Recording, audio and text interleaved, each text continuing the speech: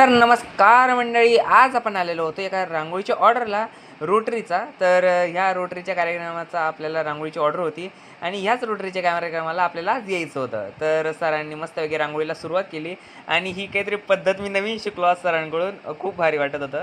आणि orange colour पाहिजे होता आम्हाला, लाईट ऑरेंज. आणि या रोटरीचा जो लोगो आहे आम्हाला समजतच नव्हता कसं काढायचा. सरांनी मस्तपैकी सांगितलं, शिकवलं.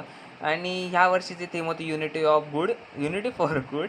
तर मस्त आम्ही आता ह्या कार्यक्रमाला येणार होतो, आम्हाला बोलवलं होतं.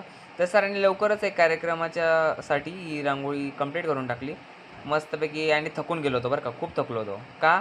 काही न करता थकलेलो होतो मी. संध्याकाळी मस्तपैकी 7 वाजता या कार्यक्रमाला आलो आणि सगळ्यात जास्त चमकत होती ती म्हणजे आपली रांगोळी. आणि मग नंतर सरांचं रेकॉर्ड वगैरे लिहायला लागलो, तर बापरे पेज कमी पडत होता रे. सरांचा रेकॉर्ड काय कमी आहेत काय.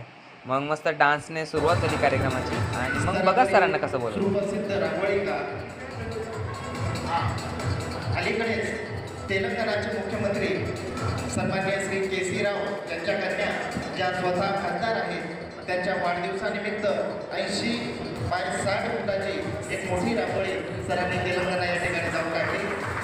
अयोध्या येथील राम मंदिर निमित्ताने जळगाव येथे सुद्धा 15,000 स्क्वेअर फुटाच्या मोठ्या रांगोळी काढण्याचा सन्मान त्यांना मिळाला. बोलणार तेवढं कमी आहे सरांसाठी. आणि सरांना एक फूल पण दिलं. आणि सरांनी ना स्केच काढलेली होती, ती इतकी ग्रेट दिसत होती ना. शेवटी सरांनी काढली आहे. सरांची तारीफ करू तेवढी कमी, कारण की सरांनी त्यांच्या लाईफमध्ये खूप काही अचिव्हमेंट्स केलेत, रेकॉर्ड केले. तुम्ही ते चेक कराच नक्की.